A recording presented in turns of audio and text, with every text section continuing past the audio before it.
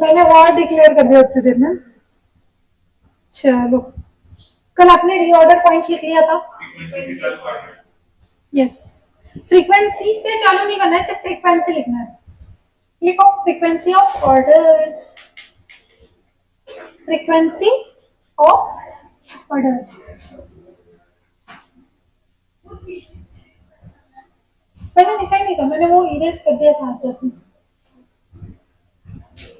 मेरे पास ऑप्शन है ना अनुश्री इरेज करने का। अभी कुछ साल के बाद बैच भी ऐसा ही बोलेंगे, हमारे पास भी ऑप्शन है इरेज करने का।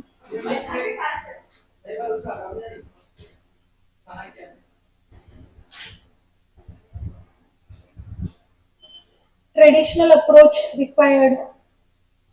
क्यों? आप सिस्टम पे लिखने लग गए तो आपकी स्पीड कैसे बनेगी?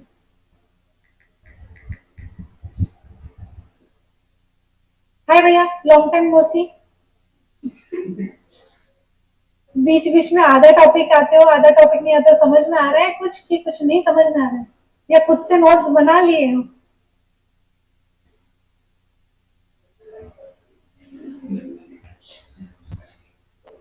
भाई मेरे हो गया लिखना। क्या समझ में आया?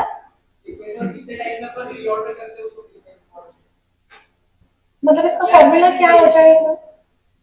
क्या फॉर्मूला होना चाहिए इसका?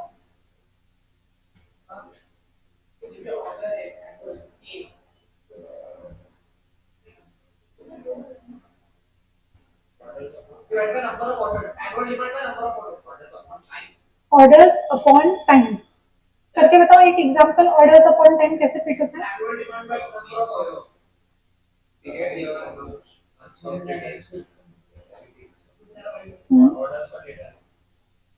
कितने ऑर्डर प्लेस कर रहे हो कितने समय में?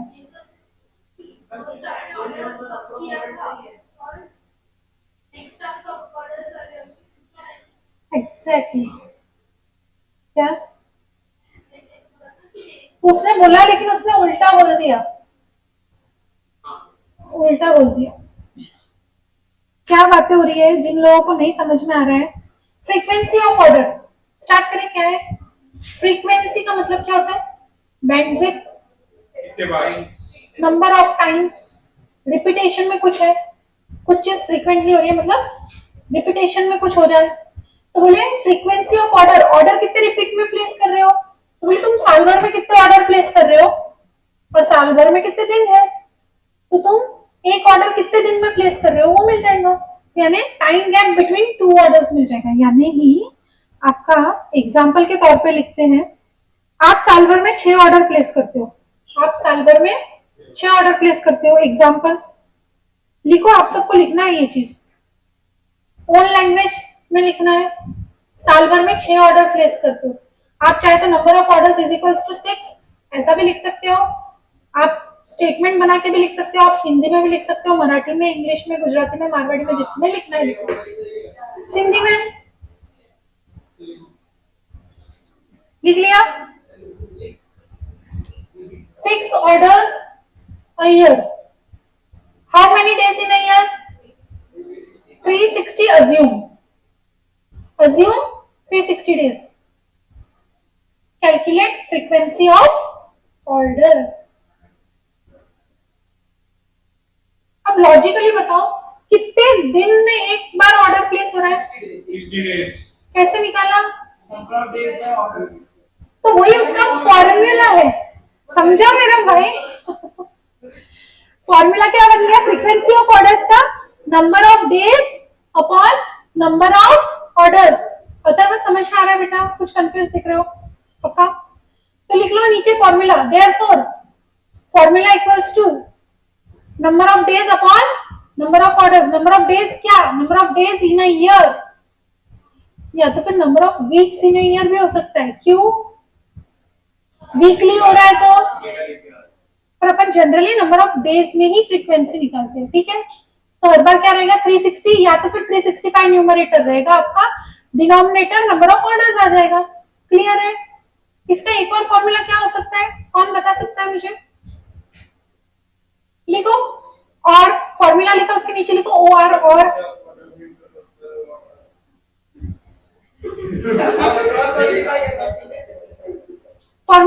2 लिखो, number of days in a year divided by number of days in a year divided by क्या आएगा, divided by what? Number of orders कैसे निकालते हो? अरे मेरे भाई, नंबर ऑफ ऑर्डर्स कैसे निकालते हो? क्या फॉर्मूला है नंबर ऑफ ऑर्डर्स का? Annual demand by ROQ. तो डिनोमिनेटर में आ जाएगा annual demand divided by ROQ. समझा क्या? क्या किया मैंने? स्प्लिट कर लिया फॉर्मूला को, स्प्लिट कर लिया फॉर्मूला को। तो कभी कभार आपके पास नंबर ऑफ ऑर्डर्स नहीं होते और आप निकालना नहीं भी चाहो तो डायरेक्टली भी निकाल सकते हो फ्रीक्वेंसी। समझ में आई क्या बात? डाइजेस्ट हो पा रही है क्या बात? क्लियर है क्या? डन। अब आ जाओ आपके क्वेश्चन बैंक में। क्वेश्चन बैंक का रजिस्टर, क्वेश्चन बैंक की बुक, दोनों में चीजें चाहिए साथ में।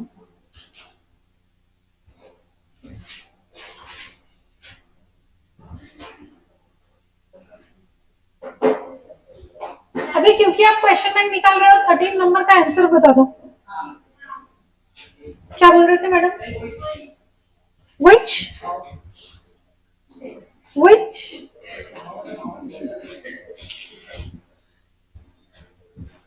चलो बताओ मेरे को आंसर।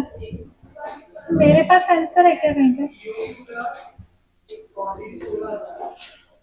आंसर निकालना पड़ेगा मेरे को भी,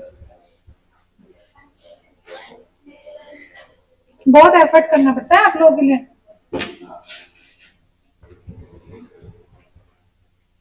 क्वेश्चन नंबर 1313 था ना?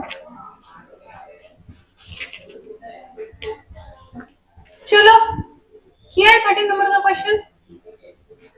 क्यों?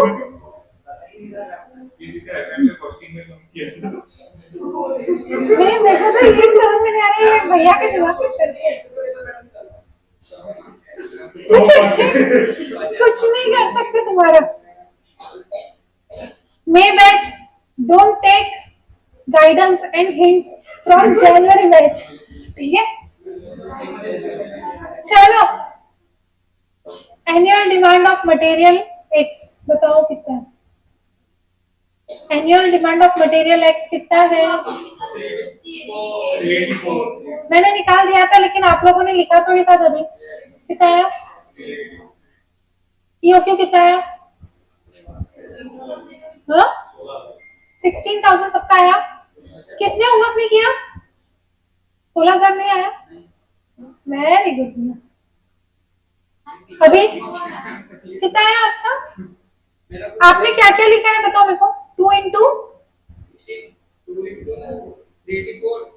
हाँ 300 किस क्वेश्चन है? सीसीपीओपी है क्या? 40 रुपया एक्स का रेट था, एम का रेट नहीं था मेरा भाई। आपने एम का रेट समझ लिया। क्वेश्चन ध्यान से पढ़ो, सिली मिस्टेक मत करो। कार्तिक कितना आया?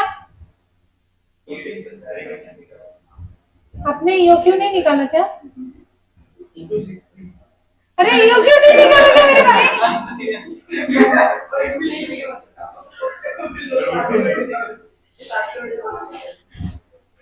इसीलिए गठबंधन की सरकार नहीं चाहिए। ये एक ग्रुप को बता रही हूँ, ये दूसरे ग्रुप को बता रही हूँ। गठबंधन की सरकार करोगे तो ऐसा होगा, एक तो डूबा दूसरे को भी लेके डूबा।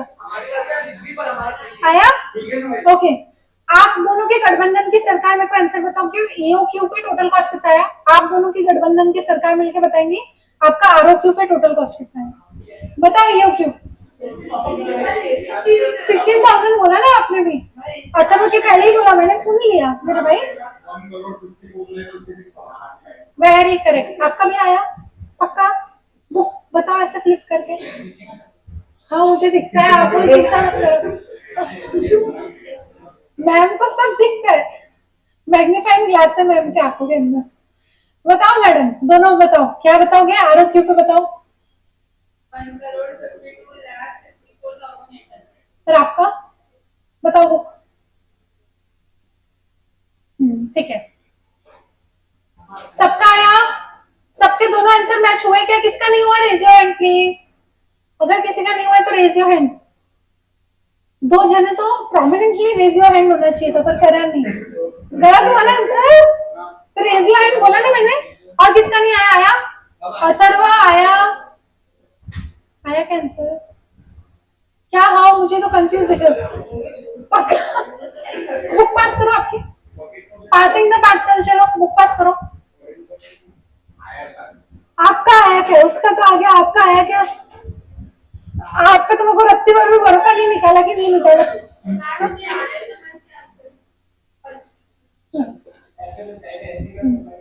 चलो थैंक यू, मेहरबानी मेरे भैया, यहाँ पे ध्यान दिया।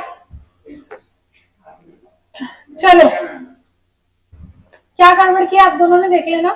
अभी क्वेश्चन नंबर क्या बोला है मैंने? बोला ही नहीं क्या? कुछ तो बोला होगा, बोला ना मैंने 45। क्वेश्चन नंबर 45 क्वेश्चन बैंक का प्लीज ओपन।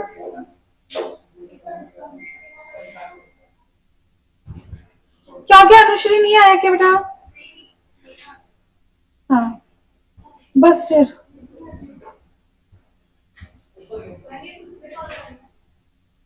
नहीं माता नहीं करना है, खुद से सॉल्व नहीं करना है, मेरे को बताने दो। तो एक क्वेश्चन तो बताने दो, फिर आप करते बैठना जितना सॉल्व करना। ठीक है, अभी ये क्वेश्चन में हम लोग अभी क्या सीखा हमने आज?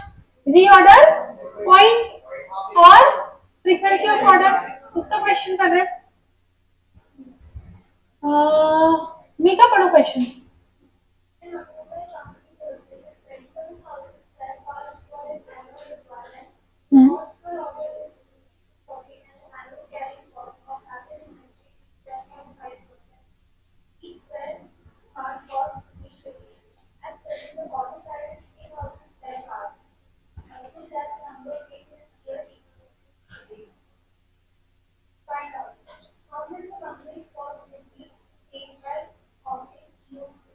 बस रुक जाओ, क्या बोला है आपको?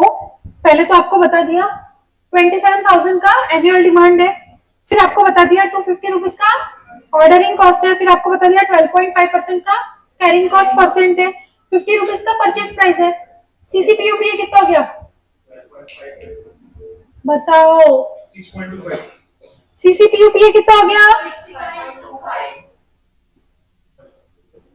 6.25 rupees per unit per annum.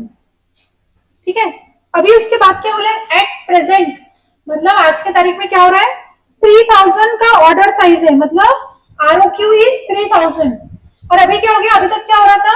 आप ईओक्यू ऑर्डर कर रहे थे और सप्लायर डिस्काउंट दे रहा था, तो आप सोच रहे थे आरओक्यू ऑर्डर करना क्या अगर सप्लायर डिस्काउंट दे रहा तो।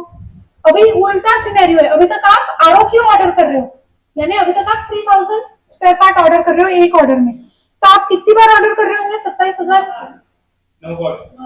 9 नंबर ऑफ ऑर्डर्स 9 आया सबका।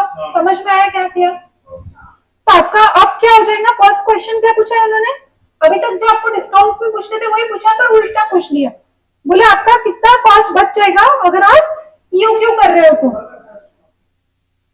मतलब अभी आप एग्जिस्टिंग क्या कर रहे हो? आरओक्यू कर रहे हो, तो अभी आपका क्या बन जाएगा टेबल? पर्टिकुलर्स, आरओक्यू एग्जिस्टिंग और ईओक्यू प्रपोज्ड। ठीक है क्या?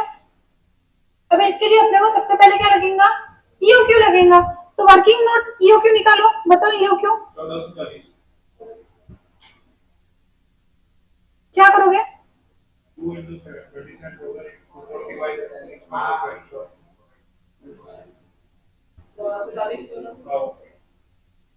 1440 क्वांटिटी आई। मंदिश आया नहीं आपका? निहाल, निहाल नंदिश का आ गया तो अपन ने उसके साथ ही समझ लेना, ऐसा है क्या?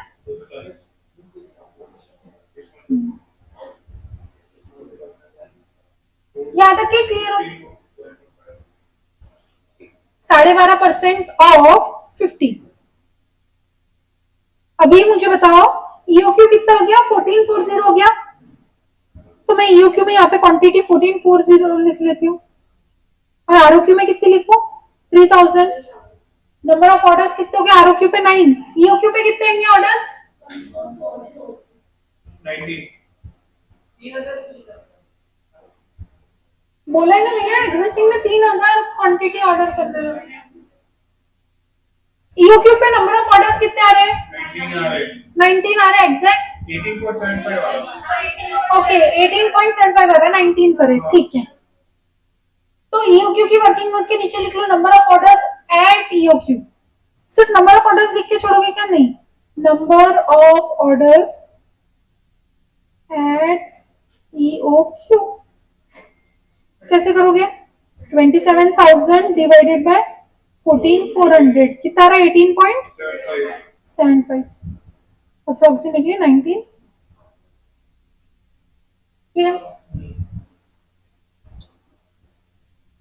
क्या डाउट है? हाँ? पहले टेबल के लिए अपने को ईओक्यू निकालना पड़ेगा। 1440 निकाल लिया ईओक्यू, तो अपने को नंबर ऑफ ऑर्डर्स भी तो लगेंगे ना। तो नंबर ऑफ ऑर्डर्स कितना है? ईओक्यू अगर हमने मंगवाया तो नंबर ऑफ ऑर्डर्स कितना है? हाँ, तो बताओ कितना है?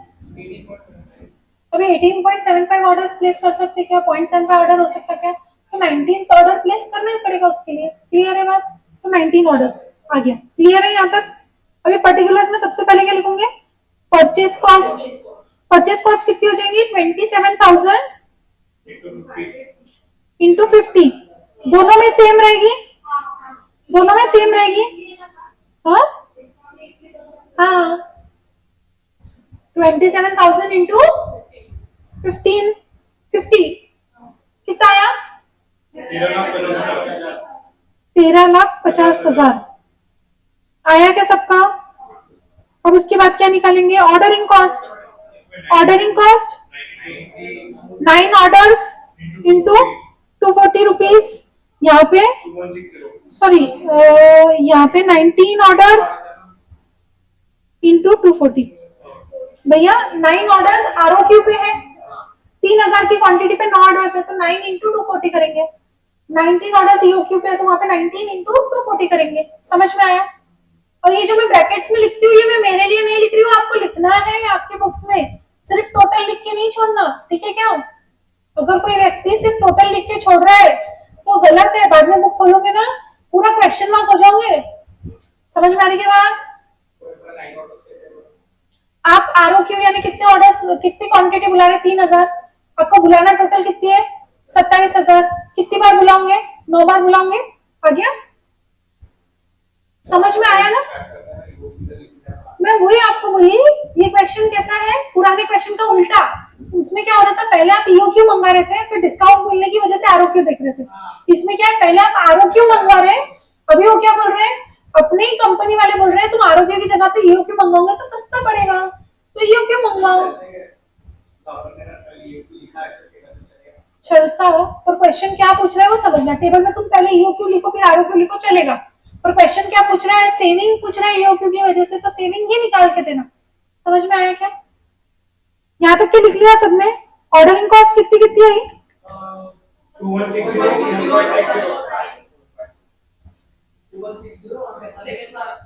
45 45,060 नहीं, सॉरी 45 4560। अरे अच्छे से बताओ भैया, अब सब जने साथ साथ में बोलते हो तो समझ में नहीं आता है। कैरिंग कॉस्ट कैसे निकलेंगी? करेक्ट, 3000 डिवाइडेड बाय 2 इंटू 6.25 यहाँ पे, और यहाँ पे कितना हो जाएगा आपका? 1440 डिवाइडेड बाय 2 इंटू 6.25। 9375 4500। तो ये 60 रुपए अपने ऑर्डरिंग कॉस्ट में ज्यादा लग रहे। क्यों? क्योंकि अपना आधा ऑर्डर था, पूरा ऑर्डर मंगा रहे। 0.75 आया था ना, अपन उसकी जगह पे पूरा ऑर्डर मंगा रहे, तो उतना पैसा अपने को ज्यादा लग गया। अब बताओ टोटल कितनी आ रही दोनों में? 1361 535 एंड तो आपका, अगर आपने आरओक्यू की जगह पे ईओक्यू मंगाया तो आपका कितना सेव होगा पैसा? 2475। तो लिखो सेविंग्स ड्यू टू ईओक्यू कितना? 4000 नहीं, 2475।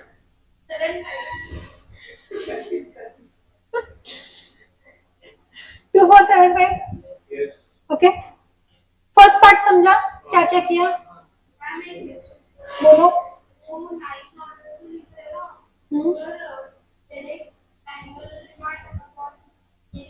ऑर्डरिंग कॉस्ट में आप direct annual demand divided bye आपका क्वांटिटी आरओक्यू कर दिया तो चलता है, प्रोवाइडेड वो राउंडिंग आना चाहिए। अगर वो डेसिमल आता है, जैसे ये 18.75 आया, तो वहां पे आपका क्या होगा, वहां पे आपका 18.75 इंटू 240 हो जाएगा, जबकि आपका 19 इंटू 240 होना चाहिए। समझा क्या? लॉजिक समझ में आ रहा है कि मैं क्या बोलना चाह रही हूँ? इंस्टीट्यूट क्या करती है, इंस्टीट्यूट कभी 18.75 इंटू 240 भी कर देती है जैसा आप बोल रहे हो, और कभी कभार क्या करती है, पूरा 19 निकालती है और फिर करती है। और अपना ज्यादा एक्यूरेट है, क्यों? क्योंकि आधा ऑर्डर प्लेस नहीं कर सकते भैया, आधा ऑर्डर प्लेस करेंगे तो भी खर्चे ऑर्डर करने के पूरे पूरे लगेंगे। मैं एम स्क्वायर का ये सेकंड फ्लोर लेने के लिए रेंट एग्रीमेंट बनाऊं क्या, और सिर्फ ये क्लास लेने के लिए रेंट एग्रीमेंट बनाऊं क्या?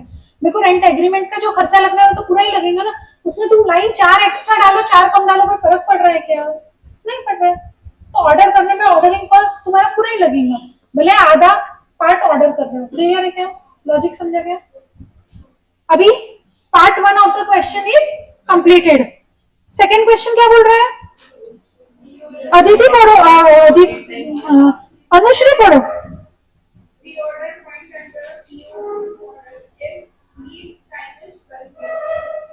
लीड टाइम दे दिया आपको 12 डेज का, यानी आपको क्या दे दिया? अज्यूम करेंगे लीड टाइम जो है वो मैक्सिमम है, in absence of other information जो लीड टाइम दिया है अपने को 12 डेज का, अज्यूम करेंगे वो मैक्सिमम लीड टाइम है। तो आपको क्या निकालना है? री ऑर्डर पॉइंट, हाँ निकालना पड़ेगा, is equal to dash into 12 days. पहले फॉर्मूला लिख लेना, maximum consumption into maximum lead time. Time taken नहीं बोलते, लीड टाइम बोलते।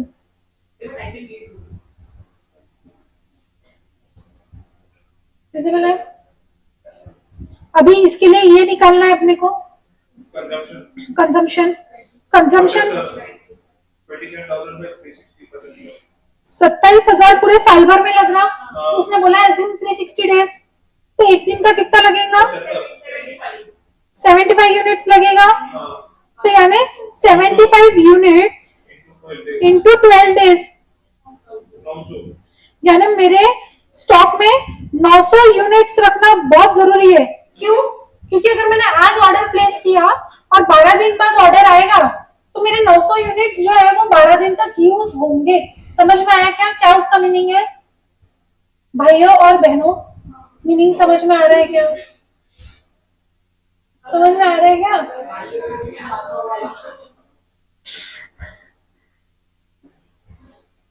समझ में आया सबको लॉजिक उसका? अभी नेक्स्ट क्या पूछा है? यथार्थ। नेक्स्ट क्या पूछा है?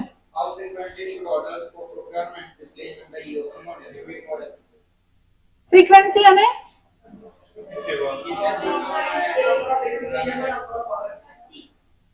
कितने डेज है? 360।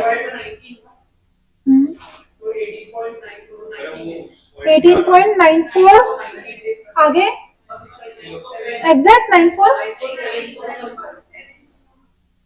यानी अप्रोक्सीमेटली 19 डेज।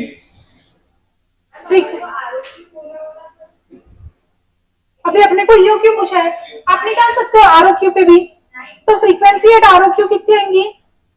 360, 9 बार ऑर्डर कर रहे हो तो कितने दिन में? 40 दिन में तुम्हारा एक ऑर्डर होता है। समझ में आया कि इसका मीनिंग क्या है? यानी आज ऑर्डर किया, आप 40 दिन कंप्लीट होने पे आप ऑर्डर प्लेस करोगे आरओ क्यू पे। ईओ क्यू पे आज ऑर्डर किया 18.947 डे पे, यानी 18 डे के एंड में ही ऑर्डर प्लेस कर दोगे। दिन के एंड में ऑर्डर प्लेस कर सकते हैं ना, अगले दिन में सुबह करना पड़ेगा ऑर्डर प्लेस। समझ में आ रहा है क्या? तो इसीलिए इसमें पूरा आपका डेसिमल का आंसर भी लिखना और अप्रोक्सीमेट करके राउंडिंग वाला भी आंसर लिखना जब फ्रीक्वेंसी निकालते हो। क्लियर है क्या? समझा क्वेश्चन? समझा? अगर आपको क्वेश्चन समझ गया है तो आप करोगे question number yes, reorder point का ही दूसरा नाम है रीऑर्डर लेवल, यानी क्या लेवल ऑफ इन्वेंट्री पे ऑर्डर करना। रीऑर्डर पॉइंट में भी अपन ने वही निकाला, 900 यूनिट की इन्वेंट्री जब बचती है जब ऑर्डर प्लेस कर देना, वही निकाला ना अपन ने। तो रीऑर्डर पॉइंट और रीऑर्डर लेवल का एक ही मीनिंग होता है। ठीक है, अभी आपको करना है क्वेश्चन नंबर 23। आ जाओ 23 में। 23 हो गया क्या? 23 हो गया? अच्छा, 23 कब हुआ? अच्छा, सेम क्वेश्चन था। हाँ हाँ हाँ हाँ, तो बता देते हैं थोड़ा क्वेश्चन। क्वेश्चन कर लो 28।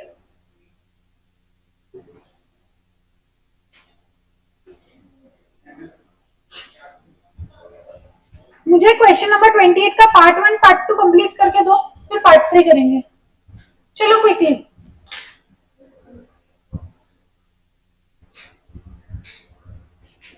भाई मेरे सॉल्व करना चालू करो। अच्छा, आपके पास बुक नहीं है क्वेश्चन बैंक? क्योंकि उधर से उधर देखने को बहुत दिक्कत हो जाएगी। Very good. उसको अचार लगा रहे हो क्या? प्रीत, उसकी बुक दे दो भाई।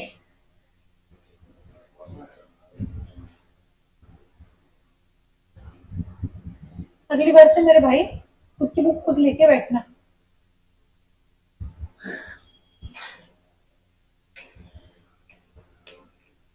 जमना चाहिए आंसर। हाँ,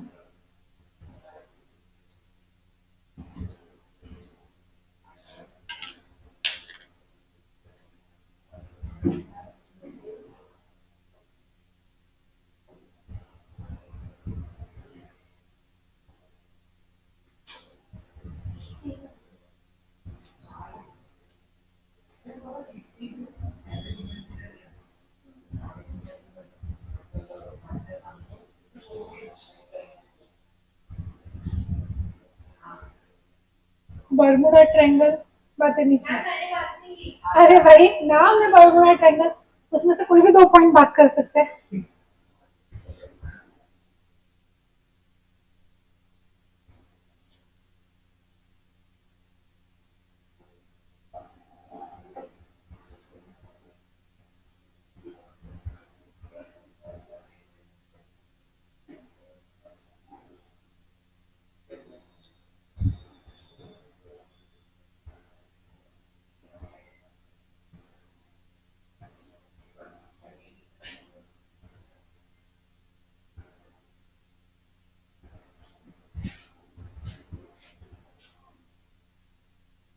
जैन बैच, कल आपकी अगर क्लास रही, थोड़ा सा रेशियो एनालिसिस पढ़ के आ जाना, क्योंकि एक क्वेश्चन मैं रेशियो एनालिसिस का in the form of extra test लेना चाहूंगी कल।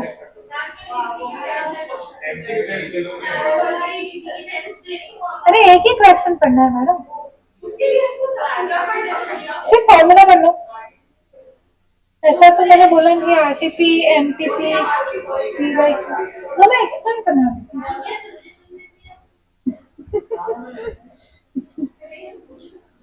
हाँ।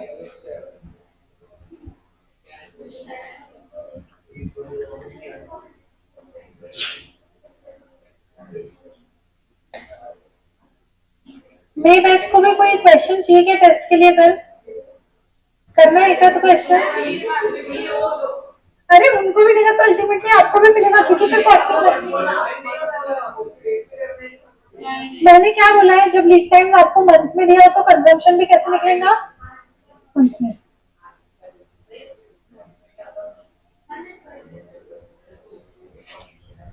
और आपको अज्यूम दिया है क्या? अज्यूम दिया है? अगर अज्यूम दिया है डेज का तो मतलब डेज में निकालना पड़ेगा, ऑप्शन नहीं है। अगर ये नहीं दिया रहता, अब इंस्टीट्यूट डेज किस खुशी में दे रही है? ताकि आप 1.5 महीने को डेज में कन्वर्ट करो। भाई मेरे, मैडम मेरी 360 दिन 12 महीने के, तो 1.5 महीने का कितना? सीधी सीधा हिसाब है वो।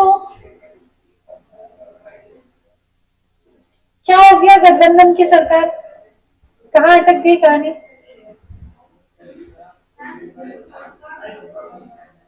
चालू है। थर्ड का आंसर, थर्ड का आंसर मैं कराऊंगी, मुझे नहीं पता, मैंने अभी तक देखा नहीं। कल से आप वहां पे बैठोगे, निहाल आप वहां पे बैठोगे। समर्थ, ये दोनों में से आपका फ्रेंड कौन है?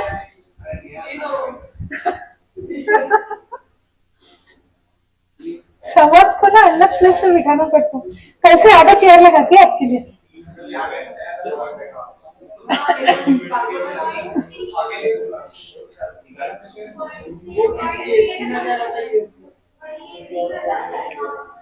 हो गया क्या? पार्ट वन क्या आया? पार्ट वन क्या आया? रुको भाई, थोड़ा सब्र करो।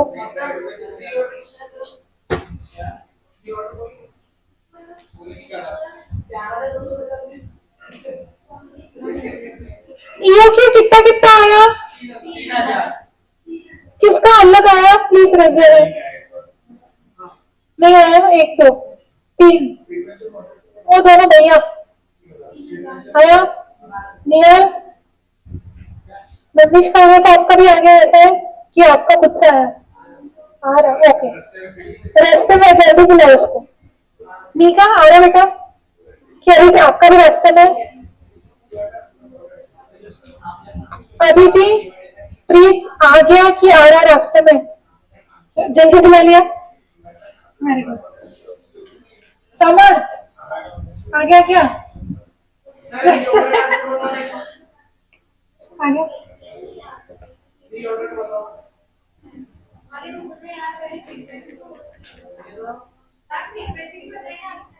फ्रीक्वेंसी पूछी है क्या मेरी मैडम? कहाँ पूछा है? हाँ ठीक है। प्लीज एक बार बोर्ड पे ध्यान देंगे, प्लीज एक बार बोर्ड पे ध्यान देंगे, बातें अगर खत्म हो गई होंगी तो। MM Limited uses 7500 walls per month, which is purchased at the price of 1.5 per unit. Carrying cost estimated at 20% of average inventory investment on annual basis. Cost of placing order and getting the delivery is 15 rupees.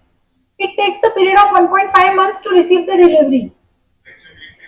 And safety stock of 3200 walls is desired. ठीक है, यहाँ तक के सब चीजें भाई मेरे अभी बात नहीं करना है। जो भी इंसान बात कर रहा है क्लास के बाहर चला जाओ, जब मैं बता रही हूँ मेरे को बात नहीं चाहिए। पहली चीज आपको दिया 7500 वॉल्स लगते हैं एक महीने में, तो 12 महीने में कितने लगेंगे? तो आपकी एनुअल डिमांड होगी 90,000 की। समझ में आया? ये आ गया। 1.5 रुपीज पर यूनिट उसका कॉस्ट है, तो 1.5 आपका हो गया परचेस प्राइस पर यूनिट। फिर आपको बोला एस्टिमेटेड 20% ऑफ एवरेज इन्वेंट्री। अपन जब कैरिंग कॉस्ट निकालते हैं टोटल, तो अपन एवरेज इन्वेंट्री ही करते हैं ना, RQ/2। तो वो वही बोल रहा है एवरेज इन्वेंट्री पे 20% लगेगा, तो 20% किसका? तो 20% ऑफ 1.5 रुपया, कितना? 0.3, विच इज योर CCPUPA।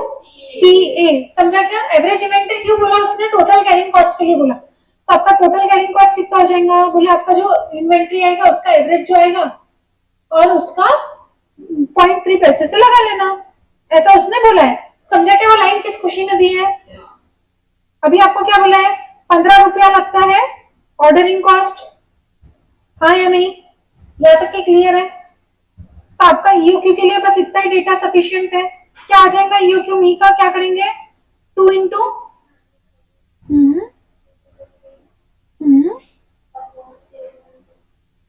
आपका क्या मिस्टेक हुआ था? 0.3 नहीं आ रहा था। ओके, कितना आता है? कितना आता है? जिनका जिनका आ गया खुश हो जाओ अपने लिए। 3000 क्या लिखोगे आगे? 3000 व्हाट? नहीं, वॉल्स।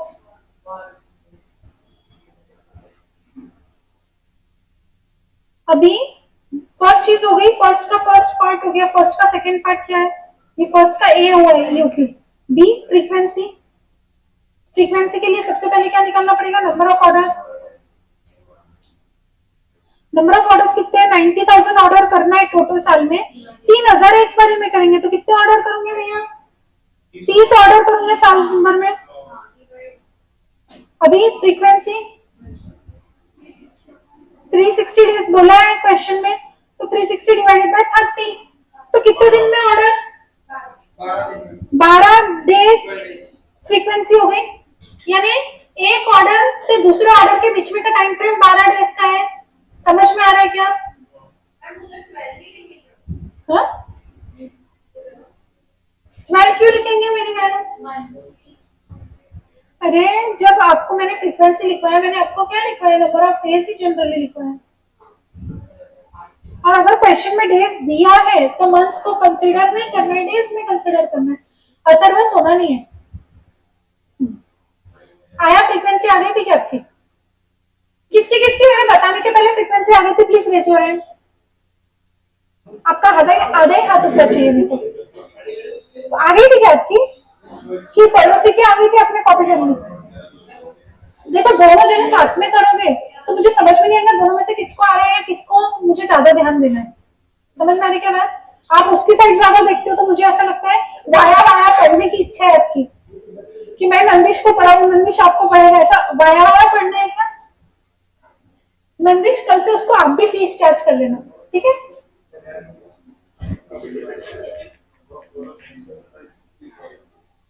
क्या हो गया भैया, नहीं समझा?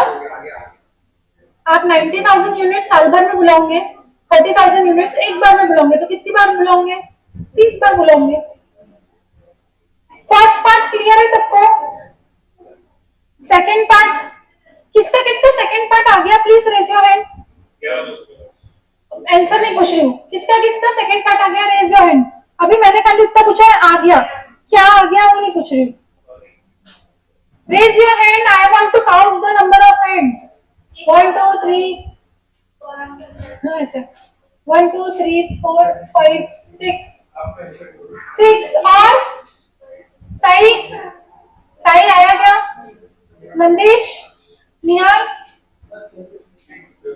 नीता, अनुश्री, अदिति, प्रीत, समर्थ। चलो सेकंड पार्ट। ओ मेरे सब बच्चों सुनो प्लीज, रीऑर्डर पॉइंट क्या होता है, फॉर्मूला क्या लिखा है मैंने आपको, मैक्सिमम इंटू मैक्सिमम।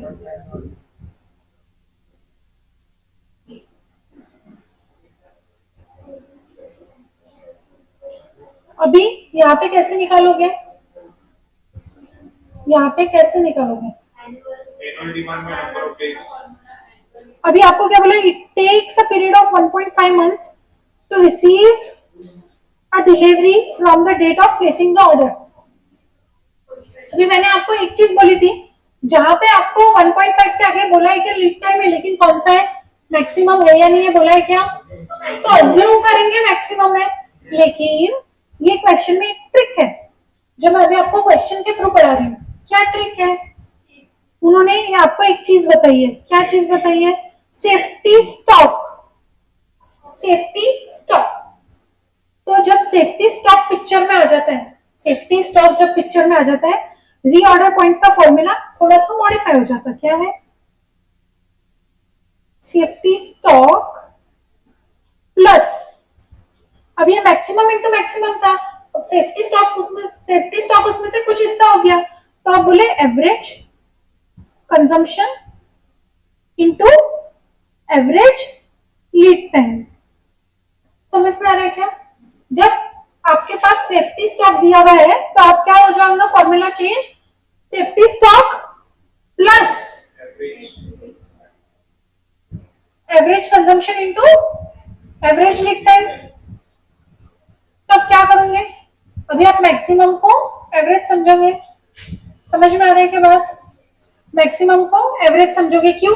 क्योंकि क्वेश्चन तो साइलेंट है, अपन मैक्सिमम भी अज्यूम कर सकते हैं, एवरेज भी अज्यूम कर सकते हैं। सेफ्टी स्टॉक कितना हो गया? 3200 प्लस कंजम्पशन कैसे निकालोगे? 90,000 थी ना,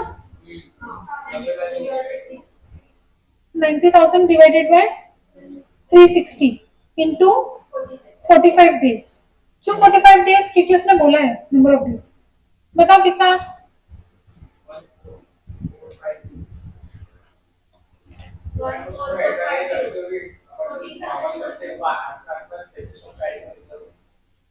चलता है, पर फॉर्मूला में सेफ्टी स्टॉक लिख लेना। फॉर्मूला में लिखोगे, अभी मत लिखो, अभी अपन लिखने वाले हैं। तो रीऑर्डर ही निकालना है, पर जब सेफ्टी स्टॉक दिया है तो आप फॉर्मूला में safety stock plus consumption into lead time ये लिख सकते हो। एवरेज दिया है तो एवरेज, मैक्सिमम दिया है तो मैक्सिमम। हाँ जो कैलकुलेशन जो अपन रीऑर्डर पे करे थे वो करना है, प्लस सेफ्टी स्टॉक ही ऐड करना। हाँ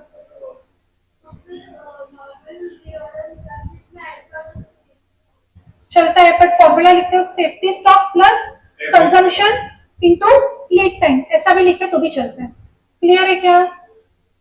क्योंकि ये एम्बिग्विटी है कि मैक्सिमम है एवरेज है, क्योंकि आपको कंजम्पशन दिया है अभी, और आपको कंजम्पशन भी नहीं दिया, आपको लीड टाइम दिया है।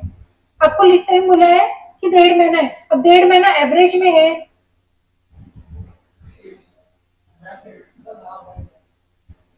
तो थोड़ा सा ध्यान रखने का ना मेरे भाई। हाँ, नॉर्मली सेफ्टी स्टॉक कैसे निकालते हो? Maximum consumption into maximum lead time. लेकिन जब सेफ्टी स्टॉक दिया है, सॉरी रीऑर्डर पॉइंट कैसे निकालते हो? Maximum consumption into maximum lead time.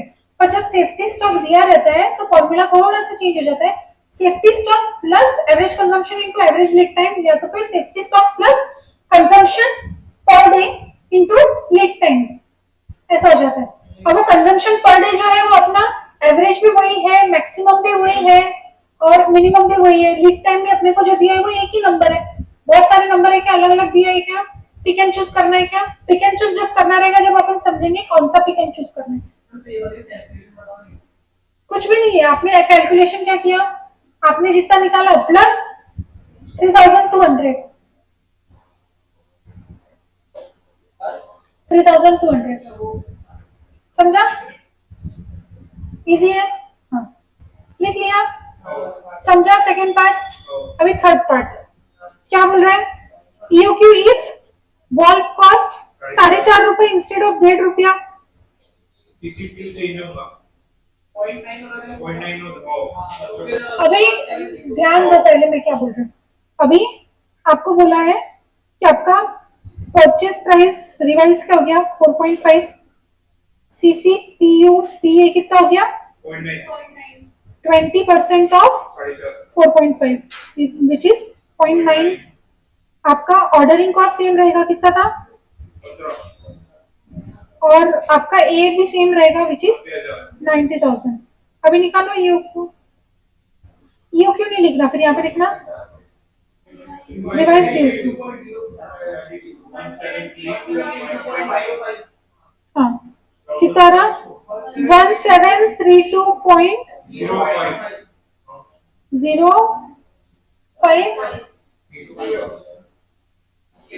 हाँ 1, तो अप्रोक्सीमेटली कितना? 1732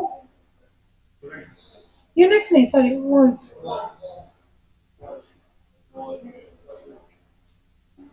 कौन सा वोल्ट्स भी है?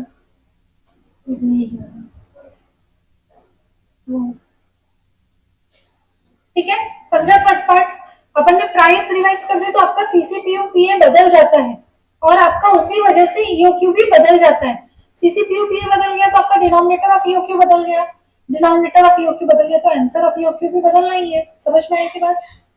समझ रहा है बात? चलो अभी इतना पढ़ लिया है, बहुत सारा पढ़ लिया, अब थोड़ा बहुत लिख भी लो। बहुत मेहनत कर लिया आज।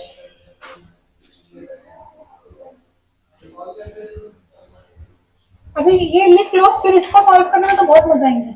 पर इसको सॉल्व आज कर पाएंगे क्या? मे बी नॉट, क्योंकि आज आप अभी आपको लिखना ही है। बैक टू बैक लिखते जाओ, फिर मैं पूरा एक साथ एक्सप्लेन कर देती हूँ।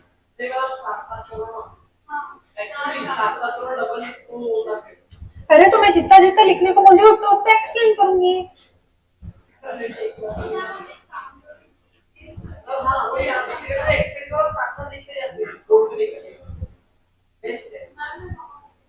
बैठ जाओ। अभी कैसा है, मैं डिक्टेट करती हूँ तो आधे लोग मेरे साथ लिखते हैं, आधे लोग हवा में लिखते हैं, समझ में नहीं आता मेरे को। चलो, मेजरमेंट ऑफ क्वांटिटेटिव लेवल्स। आपको अगर मैं बताऊं, अपन इन्वेंट्री कंट्रोल पढ़ रहे हैं, क्या पढ़ रहे हैं अपन? Inventory control. थोड़ा सा ऊपर आ जाओ आपकी बुक में, थोड़ा सा एक दो पन्ने ऊपर आ जाओ, क्या गया ये चार्ट, इन्वेंट्री कंट्रोल। क्या पढ़ रहे हैं उसमें? क्वांटिटेटिव लेवल सेट करके, मतलब कितनी क्वांटिटी क्या क्या होता है।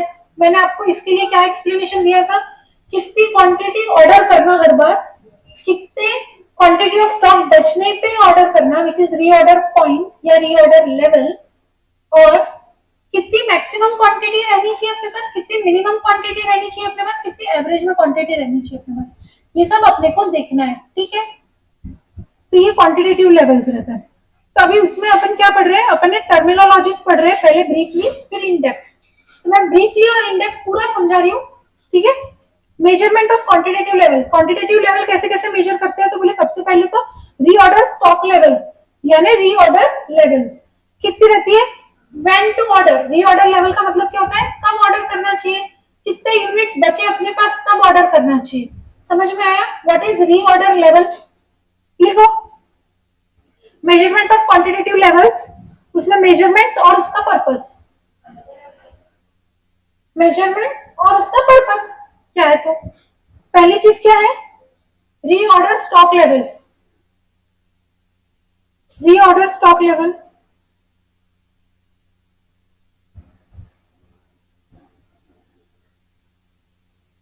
क्या है, उसका purpose when to order. Reorder stock level अपने को क्या बताता है, व्हेन टू ऑर्डर। फिर नेक्स्ट आता है आपका रीऑर्डर क्वांटिटी या इकोनॉमिक ऑर्डर क्वांटिटी। ये अपने को क्या बताता है, कितनी क्वांटिटी ऑर्डर करना है, how much to order. Clear है यहां तक के? लिखो,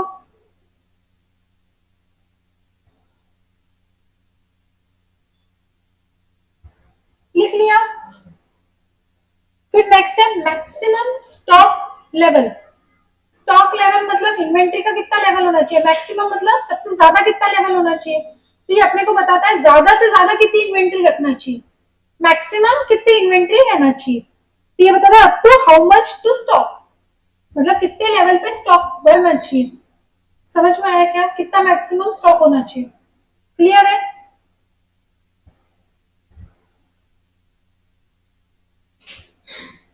लिख लिया मैक्सिमम कि कोई बाकी है मैक्सिमम लिखने को? हो गया सबका? अभी मिनिमम स्टॉक लेवल। अभी जैसे मैक्सिमम स्टॉक लेवल आपको बताता है ज्यादा से ज्यादा कितना स्टॉक रख सकते हो, मैक्सिमम अटमोस्ट कितना स्टॉक रख सकते हो। मिनिमम ये बताता है इतना तो रखना ही पड़ेगा, बेयर मिनिमम है, इतना तो कम से कम रखना ही पड़ेगा। तो क्या होता है, at least how much to stock. समझ में आया क्या? समझ में आ रही है बात?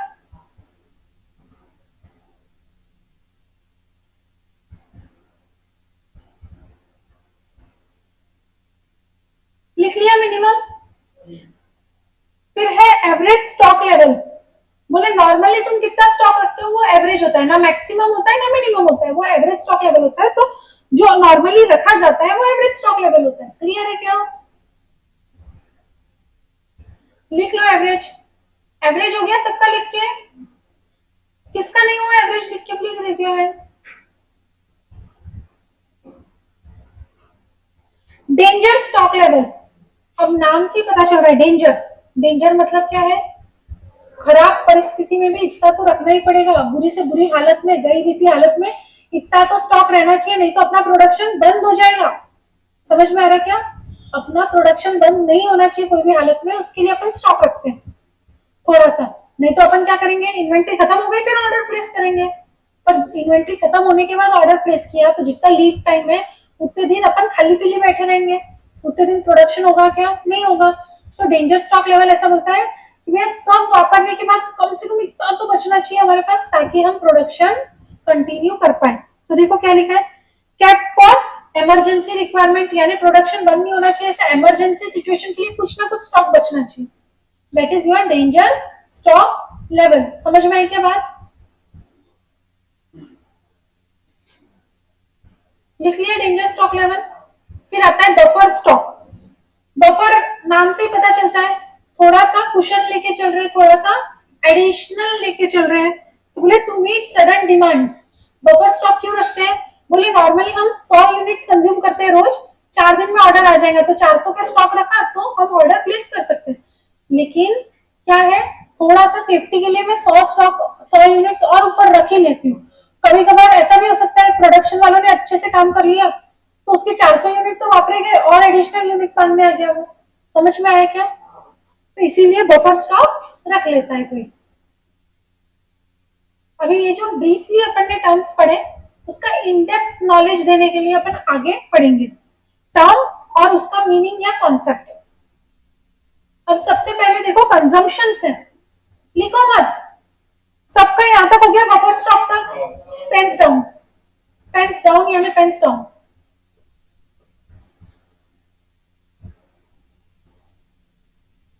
कंजम्पशन, कंजम्पशन 3 प्रकार का हो सकता है, maximum consumption, minimum consumption and average consumption. तो बोले एवरेज कंजम्पशन, एवरेज जो भी रहता है वो उसको नॉर्मल भी बोलते हैं। नॉर्मल सिनेरियो में जो होता है that is average. On an अपन बोलते हैं ना ऑन एन एवरेज तो इतने मार्क्स मिलने चाहिए, यानी नॉर्मली इतने मार्क्स मिलने चाहिए। मैक्सिमम तुम एक्सपेक्ट कर रहे हो 70 मार्क्स, मिनिमम तुम एक्सपेक्ट कर रहे हो 50 मार्क्स, तो ऑन एन एवरेज तुमको 60 मार्क्स तो मिलने ही चाहिए। समझ में आया क्या? तो वो नॉर्मली जो होता है उसको एवरेज बोला जाता है। तो बोले एवरेज कंजम्पशन या तो फिर एवरेज यूसेज क्या होता है? Consumption and usage are interchangeable words. आप एक वर्ड पे स्टिक हो जाना, या तो आप हर बार फॉर्मूला में कंजम्पशन लिखना या तो आप हर बार फॉर्मूला में यूसेज लिखना। पर आपका जो आप स्टिक हो गए उससे विपरीत कब करोगे? जब आपके क्वेश्चन में बोला है, अगर क्वेश्चन में बोला है एवरेज यूसेज या तो फिर यूसेज बताए और आप हमेशा कंजम्पशन यूज कर रहे हो फॉर्मूला में, तो वो टाइम पे आप कंजम्पशन वर्ड यूज ना करते हुए यूसेज वर्ड यूज करना। क्लियर है क्या? क्योंकि इंटरचेंजेबल वर्ड्स है। तो कभी क्वेश्चन में कंजम्पशन दिया होगा, कभी यूसेज दिया होगा, दोनों का एक ही मीनिंग होता है। या तो तुम वो कंज्यूम कर रहे हो या तो तुम यूज कर रहे हो, एक ही बात हो गई। क्लियर है? तो बोले एवरेज कंजम्पशन या एवरेज यूसेज क्या होता है? बोले क्वांटिटी ऑफ मटेरियल्स जो रोज कंज्यूम होते हैं, कंज्यूम पर डे, या तो फिर हर हफ्ते कंज्यूम होते हैं पर वीक, या तो फिर हर महीने कंज्यूम होते हैं per month in production activity on an average. इसका मतलब क्या है? अगर मैं साल भर में 1 लाख क्वांटिटी कंज्यूम कर रही हूँ, साल भर में मैं 1 लाख क्वांटिटी कंज्यूम कर रही हूँ और साल में 300 ही दिन है, लिखा है समझो आपके क्वेश्चन में assume 300 days in a year, तो आप पर डे कितना कंज्यूम कर रहे हो? हाँ।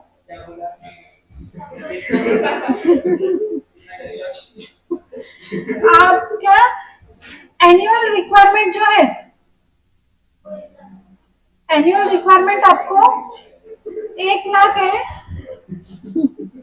और साल में अज्यूम करो साल में सिर्फ 300 दिन ही है, तो एक दिन में कितना आप कंज्यूम कर रहे हैं?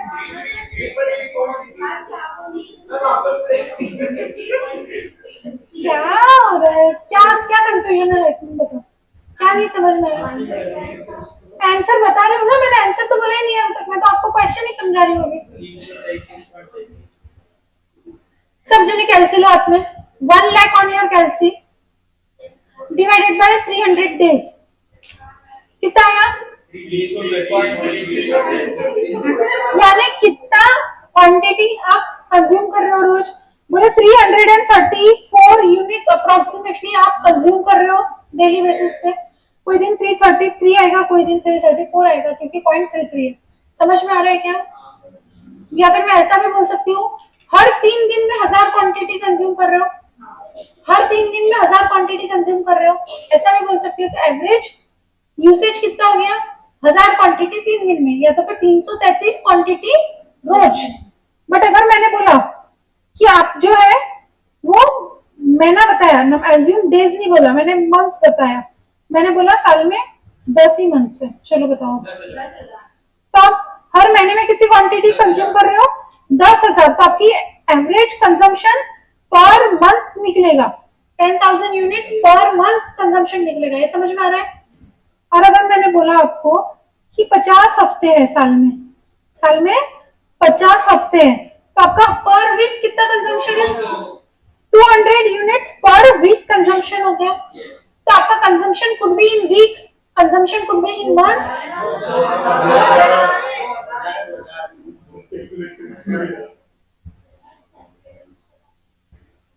मैं बताऊं, 2000 है, 200 है, एग्जाम्पल ही है वो, क्वेश्चन में रॉन्ग नहीं हुआ है, चिंता मत करो। तो आपको क्वेश्चन में एनुअल कंजम्पशन दिया रहेगा, आपको एवरेज कंजम्पशन निकालना पड़ सकता है। अज्यूम डेज दिया है तो आप डेज में निकालोगे, अज्यूम वीक दिया है तो वीक्स में निकालोगे, अज्यूम मंथ्स दिया है तो मंथ्स में निकालोगे। अगर क्वेश्चन साइलेंट है तो लीड टाइम क्या हिसाब से दिया है, मंथ्स में दिया है कि डेज में दिया है, वो चेक करना। अगर लीड टाइम जैसे लास्ट क्वेश्चन में 1.5 मंथ्स दिया था, पर अगर अज्यूम 360 डेज नीचे नहीं लिखा रहता था तो अपन मंथ में कंजम्पशन निकालते थे, और पर मंथ का लीड टाइम 1.5 मंथ से मल्टीप्लाई करके आपका रीऑर्डर पॉइंट निकालते थे। क्लियर है क्या? क्यों निकालते हैं अपन कंजम्पशन? कंजम्पशन अपन आगे की चीजें निकालने के लिए निकालते हैं। कौन सी चीजें आगे की, अपन अभी पढ़ेंगे वो सब। ठीक है क्या? अभी एक कंजम्पशन हो गया। कंजम्पशन जैसे एवरेज है वैसे ही मैक्सिमम भी हो सकता है और मिनिमम भी हो सकता है। एवरेज ही क्यों लिखवाया मैंने सिर्फ आपको? क्योंकि एनुअल डिमांड के बेसिस पे जनरली जो निकलता है वो एवरेज कंजम्पशन निकलता है।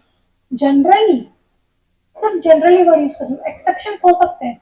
आपको क्वेश्चन में कुछ भी नहीं दिया है, आपको सिर्फ एनुअल डिमांड दी है और आपको कंजम्पशन निकालना है, और आपको एवरेज कंजम्पशन का नीड नहीं है, आंसर के लिए मैक्सिमम कंजम्पशन का नीड है। तो आप ये जो कंजम्पशन निकाल रहे हो वो अज्यूम करोगे कि मैक्सिमम कंजम्पशन है, और ये अज्यूम करोगे कि वही एवरेज कंजम्पशन है, और ये भी अज्यूम करोगे कि वही मिनिमम कंजम्पशन है। यानी आपके तीनों कंजम्पशन इज सेम। अगर क्वेश्चन में स्पेसिफिकली दिया है मैक्सिमम कंजम्पशन इतना, मिनिमम कंजम्पशन इतना, तो एवरेज कंजम्पशन क्या रहेगा?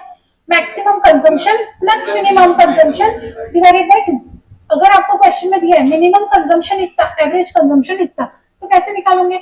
अगेन सेम फार्मूला लगाओ, maximum plus minimum divided by 2, और उससे मैक्सिमम को x रख के मैक्सिमम कंजम्पशन निकाल लो। सेम लाइंस पे आपको मिनिमम नहीं दिया रहूंगा तो फाइंड द मिसिंग फिगर कर लेने का। समझा क्या?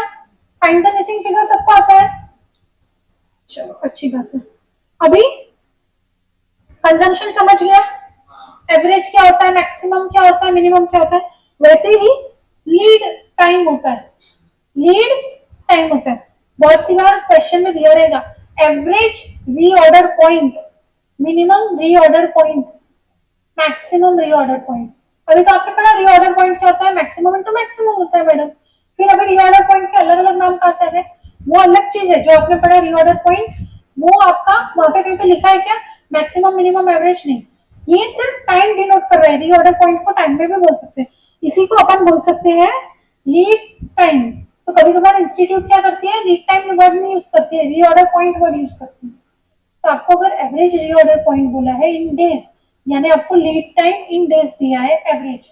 समझ में आया क्या? अगर आपको बोला है मिनिमम रीऑर्डर पॉइंट इतना है, मतलब मिनिमम लीड टाइम इतना है, मैक्सिमम रीऑर्डर पॉइंट इतना है इन डेज, तो मैक्सिमम लीड टाइम इतना है इन डेज। समझ में आ रही है बात? कैसे इंस्टीट्यूट क्वेश्चन में लिख सकती है।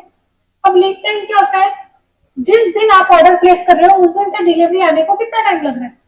अभी आप समझो, आपने अमेजोन से कुछ ऑर्डर किया, उसमें जब ऑर्डर प्लेस कर रहे थे आपको बताता है अंदाजन कितना डिलीवरी टाइम लगेगा। उसने एक्सपेक्टेड डिलीवरी टाइम बताया 7 डेज। एक्सपेक्टेड क्या होता है? एवरेज ही देता है जनरली वो। आपको लग गए 10 दिन आने में, आपको प्रोडक्ट आने में 10 दिन लग गए, तो मैक्सिमम लीड टाइम क्या हो गया? 10 डेज। एवरेज लीड टाइम क्या हो गया? 7 डेज। मिनिमम निकाल सकते हो, करेक्ट है? निकाल सकते हो कि नहीं निकाल सकते हो? निकाल सकते हो। अभी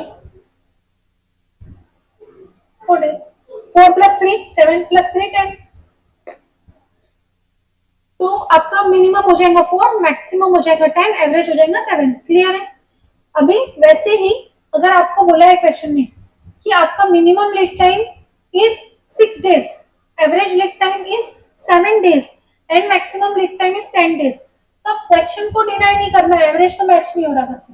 समझ में आई क्या बात? जब क्वेश्चन तीनों दे रहा है और तीनों में मैच नहीं हो रहा है, average opening plus closing divided by 2 is average, right? तो minimum plus maximum divided by 2 is also average. तो मिनिमम प्लस मैक्सिमम बाय 2 से जो एवरेज आ रहा है और क्वेश्चन में जो एवरेज दिया है दोनों में गड़बड़ है। तो ये कंफ्यूज नहीं होना कि अपन ने कौन सा लेना। क्वेश्चन भगवान होता है, भगवान के ऊपर नहीं जाने का। क्लियर है क्या? क्लियर है क्या? तो लीड टाइम क्या होता है? वो दिन से लेके टाइम जिस दिन आपने ऑर्डर प्लेस किया से टाइम जिस दिन आपका ऑर्डर आ गया, इतने दिन जो बीच में आपने रुके ऑर्डर आने के लिए, तो वो दिन जो रुकना है उसको लीड टाइम बोलते हैं। क्लियर है क्या?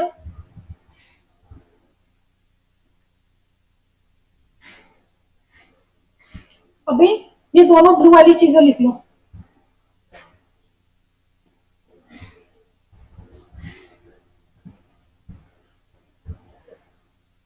लिख लिया ब्लू वाला? लिखो।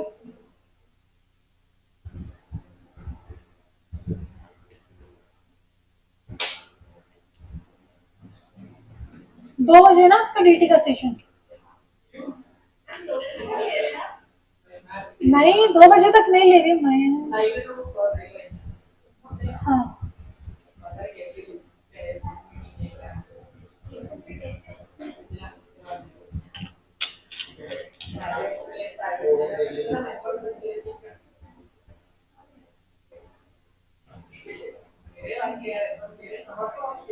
अच्छा, बैच का रिप्रेजेंटेटिव कौन है? कोई भी नहीं।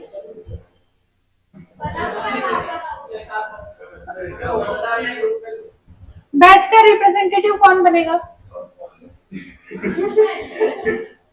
शायद उस बहाने प्रेजेंट ही मैच हो जाए। क्यों भैया बनना है? इसको बना दो। कौन सिंसियर रहेगा? जैन बैच को तो मैं कुछ भी नहीं रही।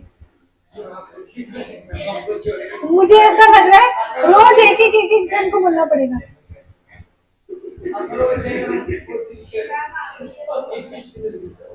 किसी को वॉलंटियर करना है खुद से, representative of the batch for everything. Class का मॉनिटर बेसिकली, क्लास का मॉनिटर।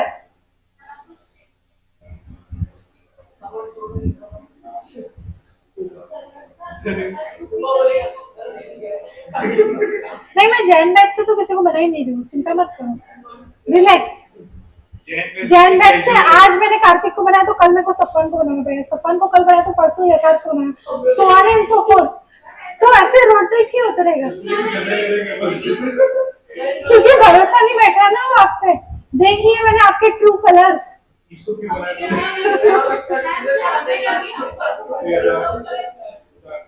आप क्लास को कौन से डायरेक्शन में लेके जाते हो उसके लिए मुझे बोलने का नीड नहीं है। एक हफ्ता पहले मैं क्या कर सकता हूँ?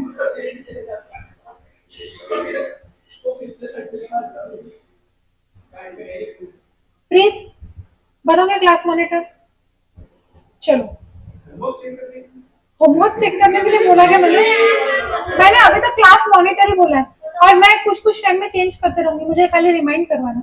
आप खुद भी बोर हो गए तो भी बोल देना। वो क्लास में तो वॉलंटियर्ड है क्लास मॉनिटर, तो उसका कोई क्वेश्चन ही नहीं है।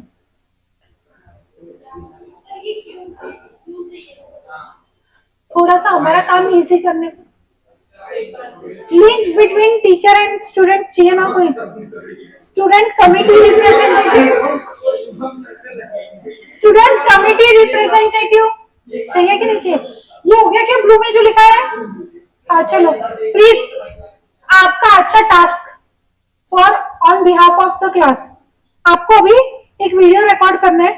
राइट फ्रॉम दिस पूरा वीडियो रिकॉर्ड होगा टिल द एंड, और आपको सर्कुलेट करना है, पूरी क्लास के बच्चों को जाना चाहिए। कैसे सर्कुलेट करोगे? आपका ग्रुप बना हुआ है, क्या बना है? मे पोस्ट बैच बना है, जैन नहीं बना है। जैन के इसमें नहीं हो, जैन के इसमें नहीं हो। आपके पास जैन में से किसी का नंबर है? किसी को पहचानते हो जैन की बैच में से? नहीं? तो आप क्या करोगे? आप यश यशवी को भेजोगे, यशवी का नंबर ले लो, आप यशवी को भेजोगे, यशवी आप सेंड करोगे जानकी ग्रुप में, ठीक है। और आप लोगों को करना क्या है, नहीं वो मैं प्रिडिक्ट भी कर सकती हूँ उसकी मम्मी का कौन होगा, मैं बोल रही हूँ मैं प्रिडिक्ट भी कर सकती हूँ, मगर आपकी मम्मी आपको इतना ट्रैक करते हैं time to time, so funny.